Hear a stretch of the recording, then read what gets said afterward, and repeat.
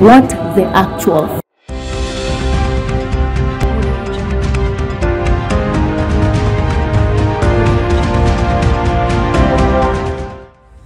Very serious story for serious people, and it needs to be taken with the seriousness it deserves.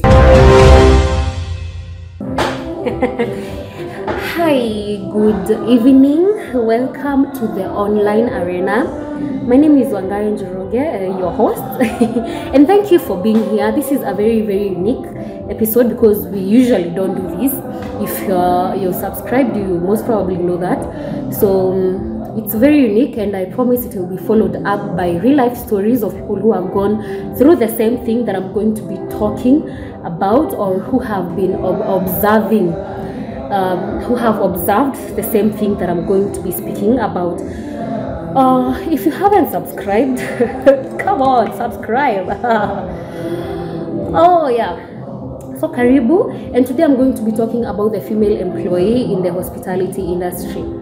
Yeah, just like that, because in as much as out here we are trying to enforce, to act against gender-based violence, it is really prevalent in bars, in restaurants, in hotels, to the female employee, and they really do not know who to report to.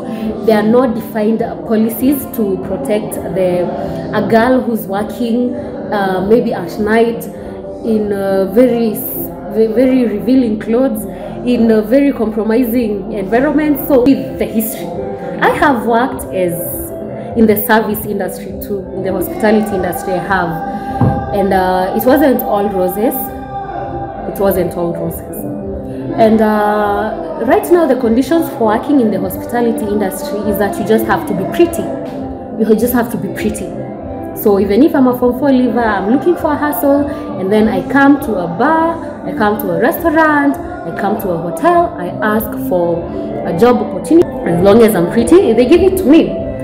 As long as I'm ready to dress scantily, in short skirts, revealing clothing, if their pants they have to be tight, well then the job is all mine.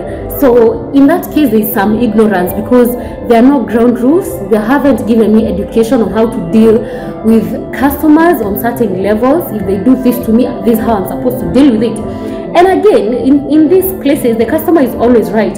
So if someone touches me inappropriately and then I get mad and I serve them when I'm not smiling at them, well then I am the problem. Apparently I am the problem. Yeah, so I don't think it's supposed to be that way, because people are dealing with rapists. They are dealing with people who can actually get to a point of murdering them here, and no one cares. You are on your own, wholly on your own. So what I'd talk about it.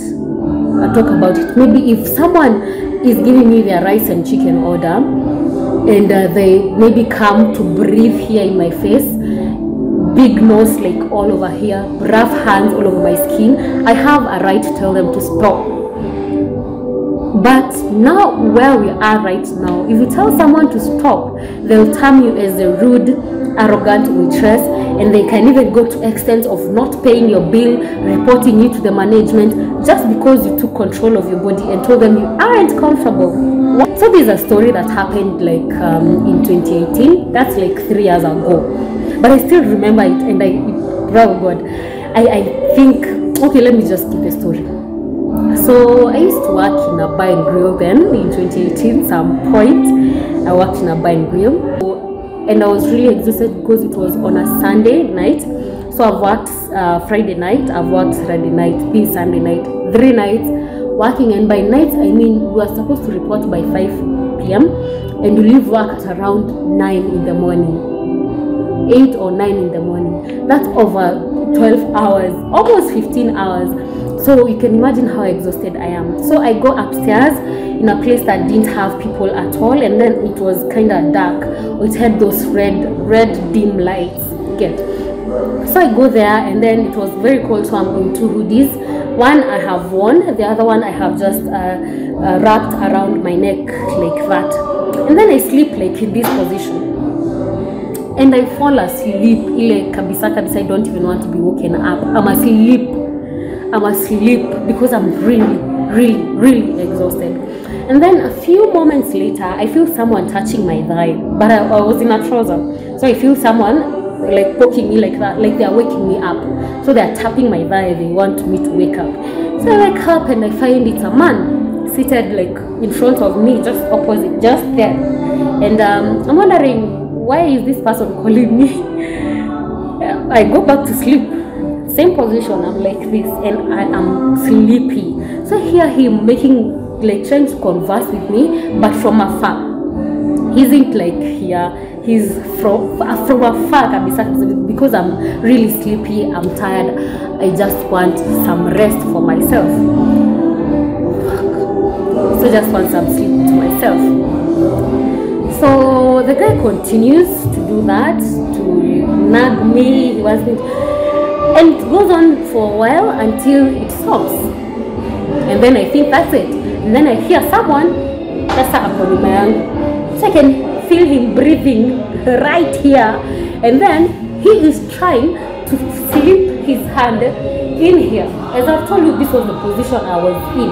So he's trying to slip his hand right here.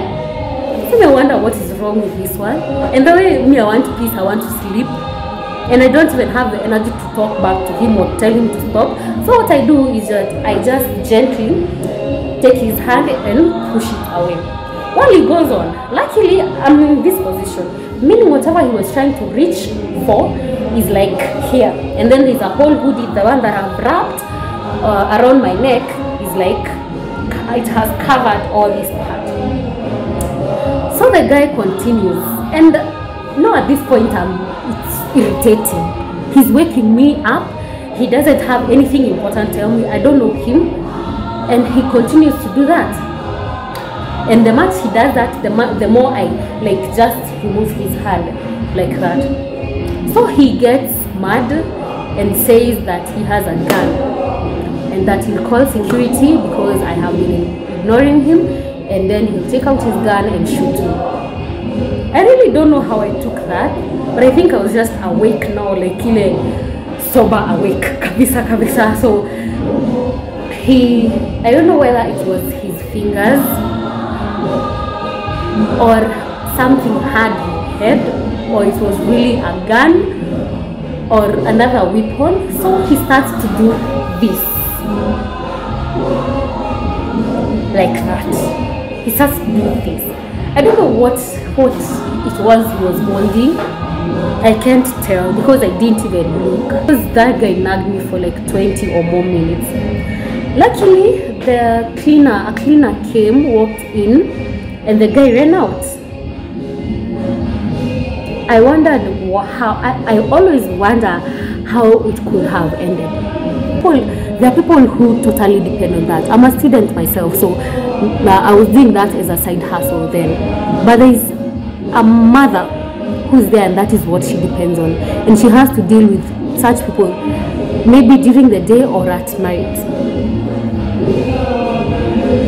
I don't know. I don't know whether you're feeling what I'm feeling really, but I think it's about time that we call these people out and we find some defined policy for them, or somewhere that they can report. Because if you go to report, they always say the customer is right.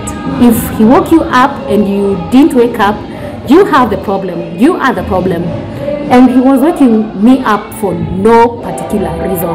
No reason at all. But I'm the problem.